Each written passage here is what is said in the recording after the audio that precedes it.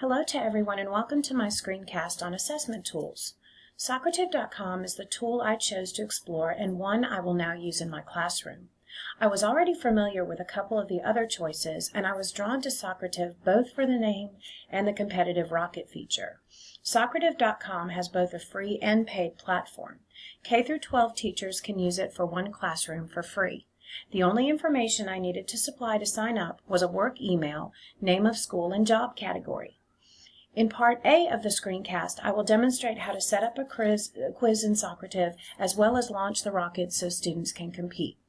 In Part B of the screencast, I hope to have my children take a sample quiz to demonstrate how the rockets work.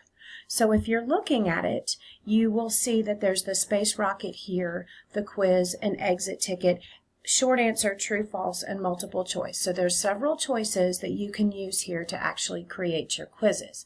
Now I'm going to come over here to look at the quizzes and I'm going to go to my quizzes. I have one here that I would like to change so that I can actually give a new quiz to my kids because they practiced this yesterday. So I'm looking at the multiplication fact ones, and I clicked on the one I made yesterday, and I'm going to actually edit this one. So I'm clicking on the edit button, and I'm looking down, and as you see here, you can make 3 answer choices. You can even add more, but here I chose an A, B, or C option.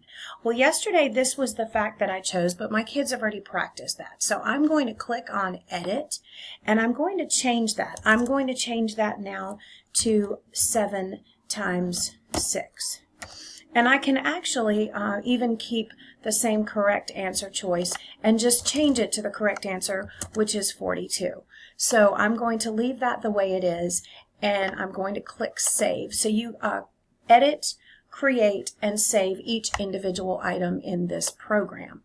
Okay, I'm going to look at number 2. Number 2, I'm actually going to change a little bit. So I'm going to click Edit, and this time I'm going to go with 10 times 11.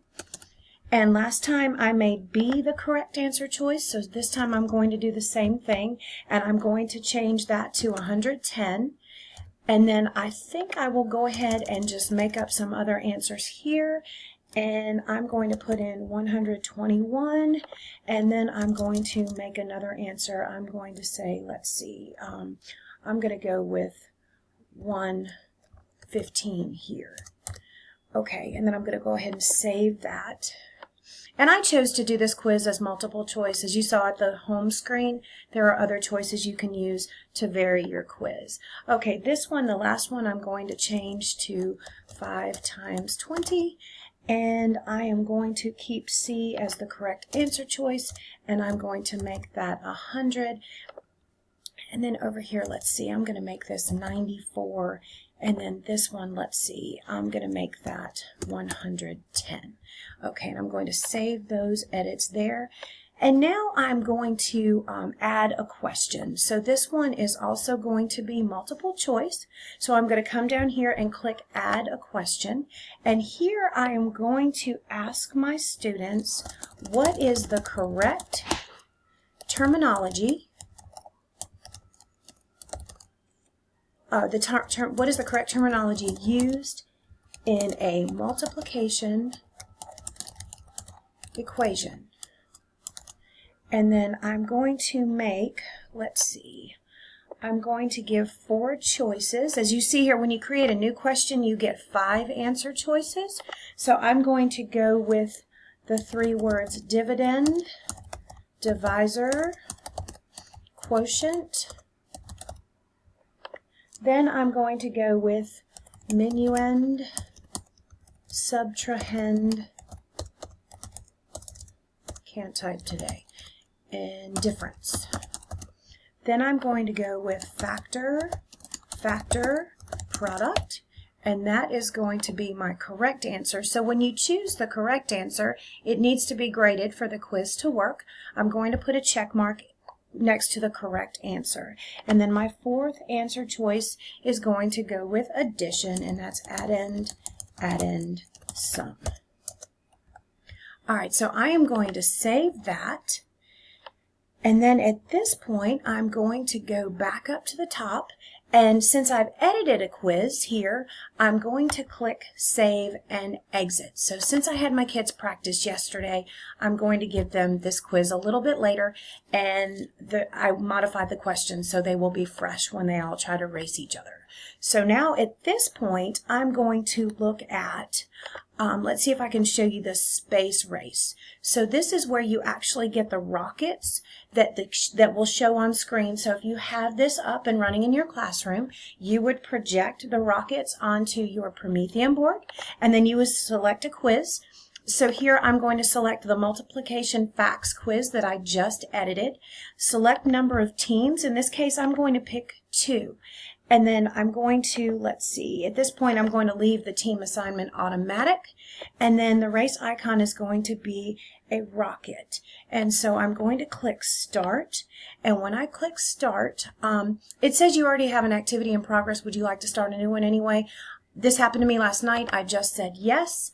And then here you see on screen that there are teams. So right now I selected 2, so I have a blue team and a magenta team, and ultimately what will happen is when the kids are doing this in the classroom, and they can do this on a tablet, they can do this on a BYOD if they have a phone, or they can also do this on a laptop, and once they're accessing this, they can actually watch their rocket progress across the screen as they answer the questions. So that is the end of part A, and I hope to get my kids online and show what this will look like live when there are actually kids doing it in part B. In preparation for part B, I wanted to add that when your students are logging on to Socrative.com, there's a button at the top that they will use that actually is for students. So when they get the student prompt there, they will actually enter in the room number. Here, my room number is ENT 821. When they put that in, they are able to choose their own username for the quiz, and you can either display that or not, and at that point, they are ready to take the quiz. Okay, so I've told my kids to go. They are actually working on the quiz right now, and you are watching them as they are racing through the 4-question quiz. And I've got just team blue and magenta. I can change the settings to show their name, or I can check the results afterwards and then switch it to their name. So that's an option that you can use in your classroom. And they're both racing and they're both thinking. So we're going to watch and see. Right now they're neck and neck.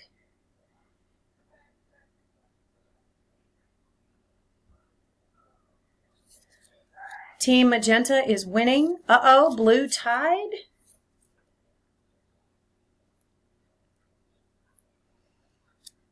They're still neck and neck. Let's see who's going to win. And you can put a time limit on it. At this point, I did not. I just let it be at the student's own pace to answer the questions.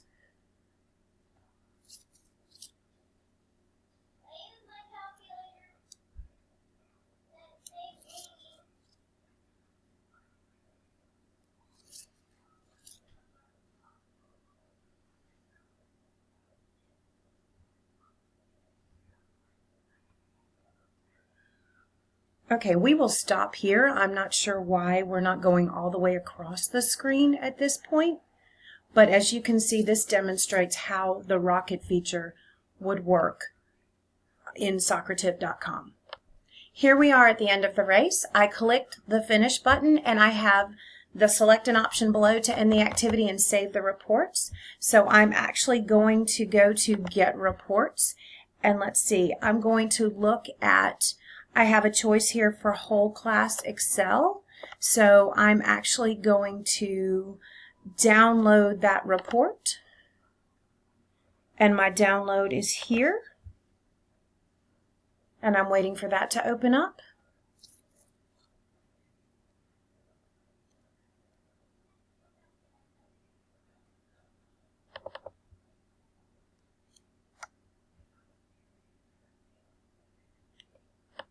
For the last part of my screencast, I'll show you what the results look like after I modified them a little bit so we could see them on screen in Excel. And as you can see, I've got a red line for the question that my students had missed, and then I can see the results for each item at the end, and I can see the total score, and it also shows me the student name. So this is an easy way to do formative assessment in your classroom, and it's very quick to set up. It looks like it would be very fun to have the rockets and have the kids race each other. So I'm very excited to have learned about this new tool. Thanks for listening, and I hope you guys have a great week. Bye-bye.